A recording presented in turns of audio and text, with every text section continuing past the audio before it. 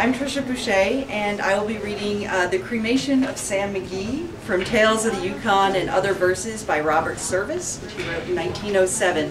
It's about his experiences and tales from the gold rush period in the Yukon. My dad introduced me and my brothers and sisters to poetry with this poem, which we would beg him to read it to us, which he would do in his scariest voice, usually right before bedtime. But this early introduction to poetry was my gateway drug that led me to really enjoy all types of poetry. So I'm reading this as a thank you to my dad, and I only hope I can do it and him justice. The Cremation of Sam McGee by Robert Service. There are strange things done in the midnight sun by the men who moil for gold. The Arctic trails have their secret tales that would make your blood run cold. The northern lights have seen queer sights, but the queerest they ever did see was that night on the marge of Lake Barge where I cremated Sam McGee. Now Sam McGee was from Tennessee where the cotton blooms and blows. Why he left his home in the south to roam round the pole, God only knows. He was always cold, but the land of gold seemed to hold him like a spell, though he'd often say in his homely way he'd sooner live in hell. On Christmas Day, we were mushing our way over the Dawson Trail. Talk of your cold through the parka's fold, it stabbed like a driven nail. If our eyes we'd closed, though the lashes froze, till sometimes we couldn't see. It wasn't much fun, but the only one to whimper was Sam McGee. And that very night, as we lay packed tight in our robes beneath the snow, and the dogs were fed, and the stars overhead were dancing heel and toe, he turned to me and Cap, says he, I'll cash in this trip, I guess. And if I do, I'm asking that you won't refuse my last request.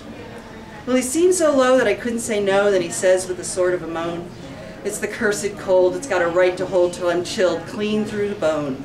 Yet tain't being dead, it's my awful dread of the icy grave that pains. So I want you to swear that foul or fair, you'll cremate my last remains.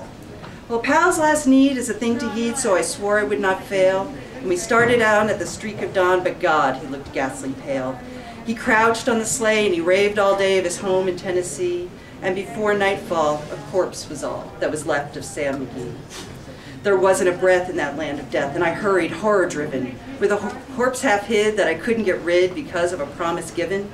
It was lashed to the sleigh, and it seemed to say, you may tax your brawn and brains, but you promised true, and it's up to you to cremate those last remains. Now a promise made is a debt unpaid, and the trail has its own stern code. In the days to come, though my lips were numb, in my heart how I cursed that load. In the long, long night by the lone firelight, while the huskies round in a ring, howled out their woes to the homeless snows. Oh God, how I loathed that thing.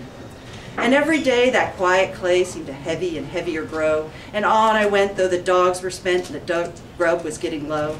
The trail was bad and I felt half mad, but I swore I would not give in, and I'd often sing to the hateful thing, and it hearkened with a grin. Till I came to the marge of Lake Barge, and the derelict therein lay. It was jammed in the ice, but I saw on a trice it was called the Alice May. And I looked at it, and I thought a bit, and I looked at my frozen chum. Then here, said I, with a sudden cry, is my crematorium. Some planks I tore from the cabin floor and lit the boiler fire. Some coal I found that was lying around and heaped the fuel higher. The flames just soared and the furnace roared, such a blaze you seldom see.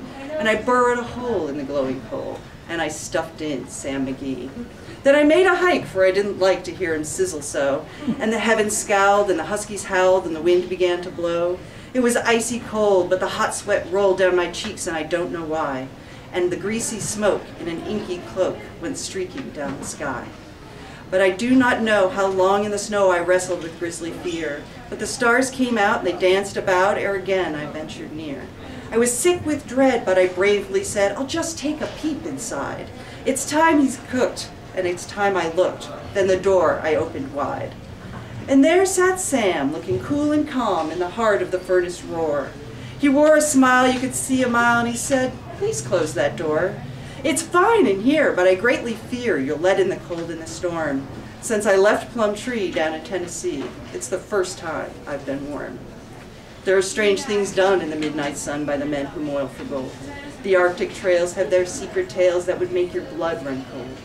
The northern lights have seen queer sights, but the queerest they ever did see was that night on the marge of Lake Barge. I cremated Sam McGee.